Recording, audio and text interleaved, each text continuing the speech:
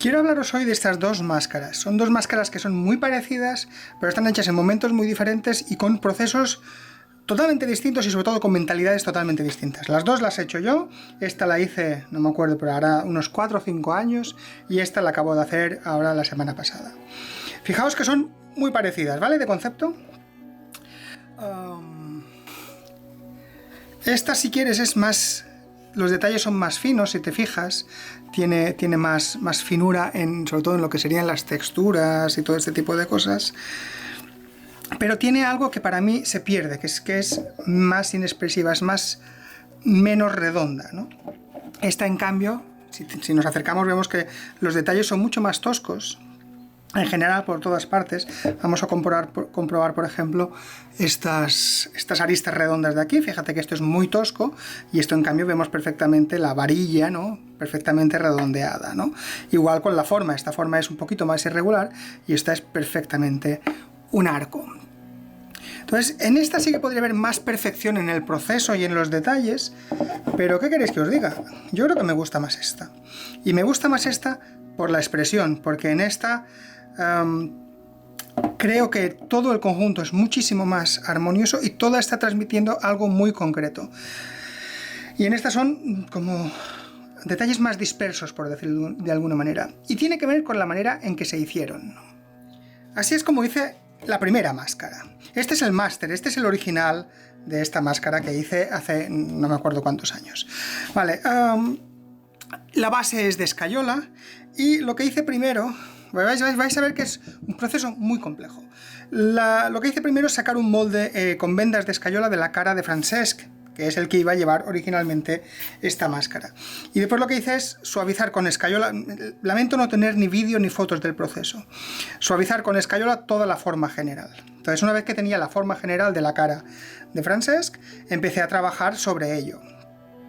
Tenía claro que quería trabajar con este tipo de texturas, por lo tanto lo que hice fue sacar moldes de silicona de papeles pintados para pared y los saqué en positivo y en negativo. Entonces esto es del mismo molde, del mismo papel, saqué primero este molde y después de esta silicona, con una buena capa de vaselina, lo que saqué es un molde para tener la forma en positivo y en negativo. Entonces esto es la misma textura en positivo y en negativo, porque si nos fijamos en esta máscara, tenemos texturas que van en positivo y después tenemos texturas que van en negativo. Y es un juego que en la policromía es muy sutil, pero sí que notamos. Vemos, por ejemplo, aquí como este detalle sobresale en la superficie y aquí está hundido en la superficie.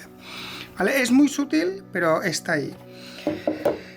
¿Cómo hice esto? Pues a partir de estos moldes, con esta textura y con la otra textura, lo que hice fue sacar pequeñas láminas de resina de poliuretano, que es esta, que tienen un punto de flexibilidad, y tratar de ir adaptándolas sobre la forma original con cola, ¿no? De manera que iba haciendo estas capas de textura. Lo mismo con esta de aquí, ¿no? Lo que hacía era cortar la forma que yo quería. Estos son los restos que me quedan de esta misma máscara y iba poniéndolo. Para las aristas, por ejemplo, estas formas de aquí, estos son varillas de plástico. No tengo las originales que usé, pero sí que tengo estas, que es un poco la muestra, ¿no? Lo que uso es utilizar varillas. Estos son filamentos para desbrozadora de jardín, que la verdad es que tienen formas bastante interesantes. Y lo bueno que tienen estas formas es que ya tienen una forma predefinida que te ayuda a que la forma que te quede sea muy geométrica. Entonces, es cuestión de ir poniendo estas pequeñas formitas, estas pequeñas varillas, ¿no? Y te va generando estas formas que después puedes ir rellenar con las láminas de poliuretano y finalmente con algo de masilla de masilla epoxi. Entonces está todo hecho de esta manera. Todos son estas láminas de resina con pequeñas uniones de masilla epoxi y finalmente lo único que tienen modelado de verdad serían los cuernos, que sí que están modelados con plastilina. ¿Vale? Entonces, como ves, es un proceso muy complejo, muy largo, casi tedioso y sobre todo en el que las decisiones las tienes que ir tomando por pasos. Esto hace que el trabajo difícilmente pueda quedar fresco. Sí que te puede quedar perfecto, puede quedar muy interesante y creo que es muy bueno para algunos elementos, ¿no? Pero sí que le resta frescura. a todo el proceso. Y así es como hice esta otra máscara. La hice la semana pasada y la hice, la verdad, muy rápida. Primero que te tengo que decir es que la modelé en 1 hora, no tardé más, ¿vale? Yo había comprado esta base que compré en Feroca, es una base de una cara en plástico bastante resistente, y quería probar qué tal me iba para acelerar el proceso de hacer máscaras. Esto realmente era una prueba, no estaba seguro de que la fuera a terminar, ¿no? Y simplemente cogí arcilla refractaria, una vez más no tengo el proceso, repito, porque era simplemente una prueba, y modelé con arcilla sobre el plástico. Esto es una copia en resina sin pintar, pero se ve mejor el proceso de la escultura. Simplemente coloqué una capa más o menos homogénea, le di un poquito de expresión y la textura la di directamente con el papel. Me habéis visto hacerlo en otros vídeos de modelado, presionando con el papel sobre la arcilla y ya está, ¿no? Y ya está, 1 hora de modelado. Claro, por eso los detalles son menos precisos, si quieres, pero todo el conjunto tiene mucha más expresividad, mucha más fuerza y sobre todo una dirección única. Por eso son dos maneras muy distintas de trabajar y la verdad es que yo prefiero esta, no solo porque es mucho más rápido, sino también porque es más expresivo y tiene que ver con la confianza que tengamos en nuestro talento o en nosotros mismos. Tenemos tendencia a desconfiar de nosotros, por eso buscamos procesos, materiales mágicos que nos ayuden a modelar, maneras de hacer. Por eso mucha gente me pregunta qué tipo de arcilla estoy usando, porque seguro que es un truco de la arcilla, ¿no? Y no tiene nada que ver con eso. Es verdad que podemos conseguir maneras de hacer cosas, ¿no? Y que pueden quedar muy perfectas y que tengan sutilezas, tipo lo de la textura positiva y negativa.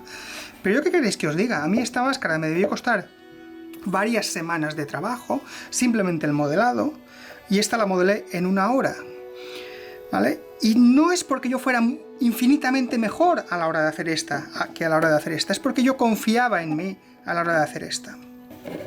No creo que las sutilezas de perfección de acabado justifiquen todo el exceso de trabajo que hay en esta respecto a esta, ¿no? Y yo entiendo que a alguien le pueda gustar más esta, pero creo que no se justifica la diferencia. Por eso, de verdad, confiad en vosotros, confiad en lo que sabéis.